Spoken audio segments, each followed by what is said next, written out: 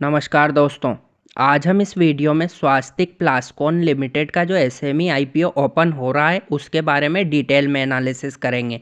जानेंगे इस वीडियो में कि कंपनी काम क्या करती है, कंपनी का फ्यूचर कैसा रह सकता है, कंपनी के फाइनेंशियल्स को भी डिस्कस करेंगे कि कंपनी प्रॉफिट कमा रही है या फिर लॉस में है कंपनी कंपनी किस वैल्यूएशन पे आईपीओ को लेकर आ रही है ये भी हम डिस्कस करेंगे और इसके पीयर कॉम्पिटिटर से भी कंपेयर करेंगे कि ज़्यादा महंगा आईपीओ है या फिर ज़्यादा सस्ता है।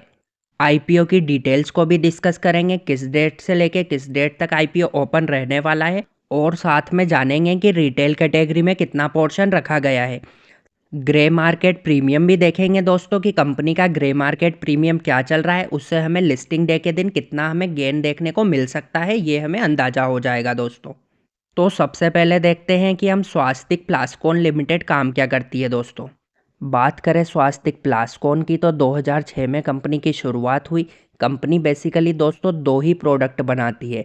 एक तो ये दोस्तों पेट बोटल्स बनाती है और एक ये पेट प्रीफॉर्म्स बनाती है। अब थोड़ा सा जान लेते हैं कि ये दोनों प्रोडक्ट्स है क्या दोस्तों। दोस्तों बेसिकली पेट का पूरा नाम है पॉलीथिलीन थेरेप्लेट। ये दोस्तों एक ऐसा मटेरियल होता है जो 100% रिसाइक्लेबल होता है। तो ये कंपनी दोस्तों इस मटेरियल की बोटल्स बनाती है और प्रीफॉर्म्स बनाती है। प्रीफॉर्म्स दोस्तों कुछ छोटे मोटे प्रोडक्ट्स होते हैं जो लिक्विड कोई भी चीज़ें होती है तो उसको पैक करने में इनकी ज़रूरत पड़ती है, तो वो प्रोडक्ट्स भी ये कंपनी बनाती है दोस्तों। अब बात करते हैं कि ये पेट बोटल्स किस किस इंडस्ट्री के लिए बनाती है। तो दोस्तों ये फार्मास्यूटिकल इंडस्ट्री के लिए ये पेट बोटल्स बनाती है, लिकर इंडस्ट्री के लिए ये बनाती है, एफएमसीजी प्रोडक्ट्स की पैकेजिंग के लिए ये पेट बोटल्स बनाती है, हाउस होल्ड के लिए ये बनाती है, उसमें सर्फ शैम्पू कुछ भी आ सकता है। इन सेक्टर्स की कंपनीज के लिए दोस्तों पेट बोटल्स बनाती है। तो ये दोस्तों इसके लिए एक अच्छी बात हो जाती है इस कंपनी के लिए, ये किसी एक सेक्टर पर डिपेंडेंट नहीं है, इसके काफ़ी सारे सेक्टर से क्लाइंट्स हैं। और प्रीफॉर्म्स की बात करें तो ये सॉफ्ट ड्रिंक्स बॉटल्स के लिए, ड्रिंकिंग वाटर बॉटल्स के लिए और जूस बॉटल्स के लिए प्रीफॉर्म्स बनाती है। और कंपनी के क्लाइंट्स की बात करें दोस्तों तो इसमें आईटीसी, मेरिको और भी काफ़ी सारी बड़ी कंपनीज के नाम इसमें शामिल हो जाते हैं दोस्तों।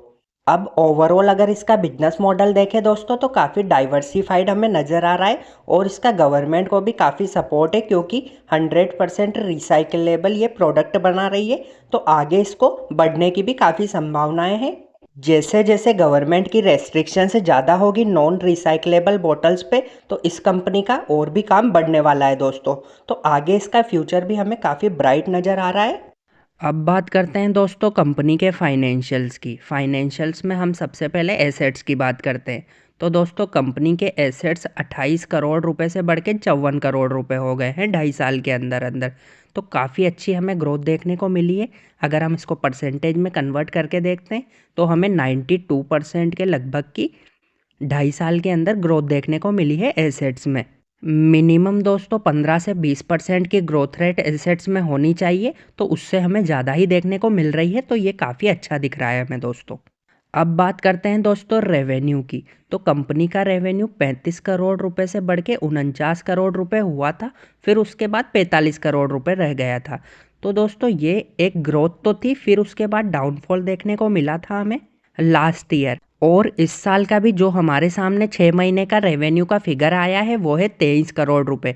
तो ये भी दोस्तों ज़्यादा नहीं हमें नज़र आ रहा है, तो थोड़ी सी धीरे धीरे डाउनफॉल हमें नज़र आ रहा है रेवेन्यू में।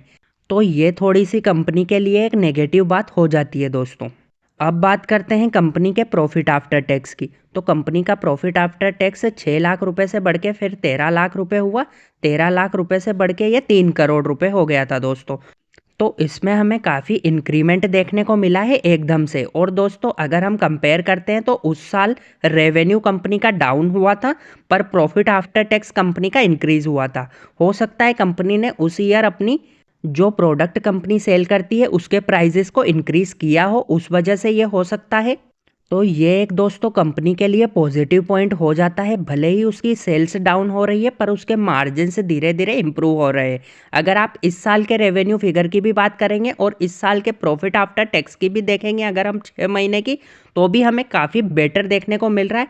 इस साल का आप अगर प्रॉफिट आफ्टर टैक्स को देखेंगे तो 3 करोड़ 82 लाख का हमें प्रॉफिट देखने को मिल रहा है। तो इस साल भी हमें दोस्तों काफ़ी अच्छी इंक्रीमेंट देखने को मिल रही है प्रॉफिट आफ्टर टैक्स में, तो ये एक इसके लिए पॉजिटिव पॉइंट हो जाता है। बात करें कंपनी की नेटवर्थ की तो 6 करोड़ से बढ़ के 24 करोड़ रुपए हो गई है दोस्तों 2.5 साल के अंदर। तो काफ़ी अच्छी हमें ग्रोथ देखने को मिल रही है नेटवर्थ में। 2.88 टाइम्स की हमें ग्रोथ देखने को मिली है नेटवर्थ में 2.5 ईयर्स के अंदर। अब बात करते हैं कंपनी के रिजर्व्स एंड सरप्लस की, तो 18 लाख रुपए से बढ़ के ये 11 करोड़ 21 लाख रुपए हो गए हैं। कंपनी के रिजर्व्स दोस्तों 2.5 साल के अंदर 61 गुना से ज़्यादा बढ़ चुके हैं, तो ये काफ़ी पॉजिटिव पॉइंट हो जाता है कंपनी के लिए। अब बात करें कंपनी की बोरोविंग्स की तो 15 करोड़ 15 लाख रुपए से बढ़ के 16 करोड़ 90 लाख रुपए हो गई है। तो कंपनी की बोरोविंग्स थोड़ी सी इंक्रीज हुई है, तो ये थोड़ा सा कंपनी के लिए नेगेटिव पॉइंट हो जाता है क्योंकि कंसिस्टेंटली कंपनी प्रॉफिट कमा रही है पर वो अपने बोरोविंग्स को पे नहीं कर रही है, तो इससे कंपनी पे अननेसेसरी इंटरेस्ट का बर्डन हो रहा है और उससे कॉस्ट इंक्रीज हो रही है। ओवरऑल अगर हम दोस्तों कंपनी के फाइनेंशियल्स को देखें तो हमें काफ़ी अच्छे नज़र आ रहे हैं, प्रॉफिट में काफ़ी अच्छी ग्रोथ है। इस साल का जो 6 महीने का फिगर है काफ़ी अच्छा फिगर आया है कंपनी का, तो डिसेंट ग्रोथ है, काफ़ी अच्छी ग्रोथ देखने को मिल रही है प्रॉफिट में। अब बात करते हैं आईपीओ की डिटेल्स के बारे में, तो 24 नवंबर से लेकर 29 नवंबर के बीच में आईपीओ ओपन रहने वाला है। प्राइस बैंड की बात करें तो 80 रुपये से लेकर 86 रुपये के बीच में प्राइस बैंड रखा गया है एक शेयर का। अगर लॉट साइज़ की बात करें तो आपको एक लॉट में मिनिमम 1600 शेयर्स को अप्लाई करना पड़ेगा, जिसका अमाउंट दोस्तों 1,37,600 रुपये बन जाता है। बात करें आईपीओ की टोटल इशू साइज की तो 40 करोड़ 76 लाख रुपए आईपीओ की टोटल इशू साइज रहने वाली है। अगर एसएमई कंपनी के नज़रिए से देखें तो काफ़ी बिग साइज का हमें आईपीओ नज़र आ रहा है दोस्तों। अब इसमें 40 करोड़ 76 लाख में अगर हम फ्रेश इशू की बात करें तो इसमें जो सारा का सारा पोर्शन है 40 करोड़ 76 लाख का वो फ्रेश इशू ही रहने वाला है, तो ये इसका सबसे पॉजिटिव पॉइंट हो जाता है इस आईपीओ को लेकर। जो भी 40 करोड़ 76 लाख रुपए कंपनी आईपीओ के जरिए लेने वाली है इन्वेस्टर्स से, वो सारा का सारा पैसा कंपनी के ग्रोथ में काम आने वाला है। प्रमोटर्स अपनी कोई भी शेयर होल्डिंग को रिड्यूस नहीं कर रहे हैं दोस्तों। अब ये 40 करोड़ 76 लाख रुपए कंपनी कहाँ पे काम लेने वाली है, इसकी बात हम आगे वीडियो में करेंगे। लिस्टिंग की बात करें दोस्तों तो बीएससी का जो एसएमई प्लेटफॉर्म है उस पे आईपीओ की लिस्टिंग होने वाली है।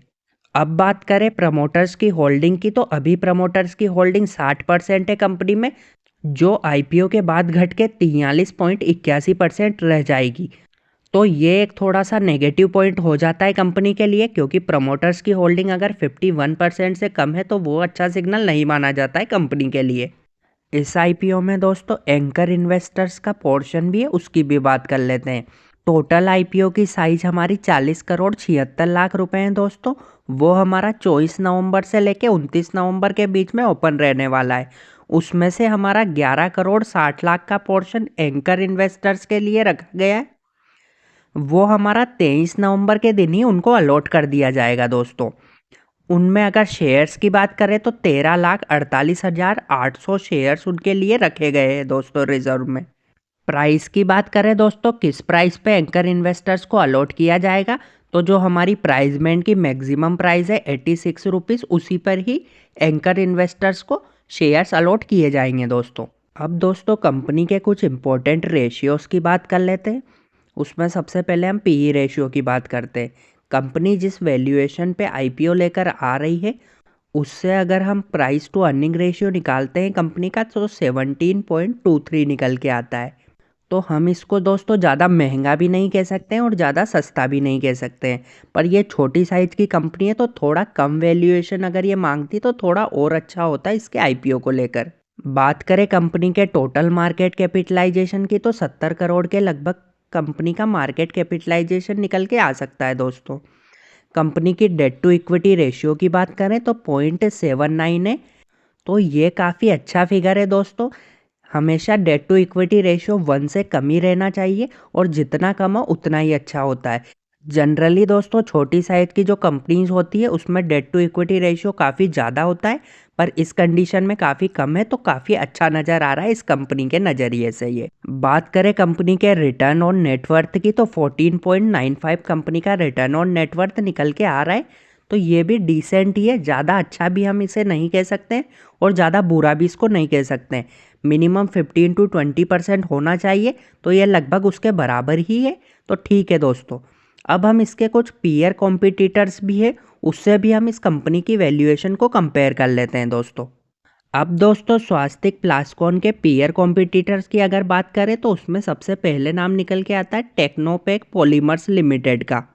अगर दोस्तों इस कंपनी का हम पीई रेशियो की बात करें तो अभी करंटली 17.21 चल रहा है दोस्तों।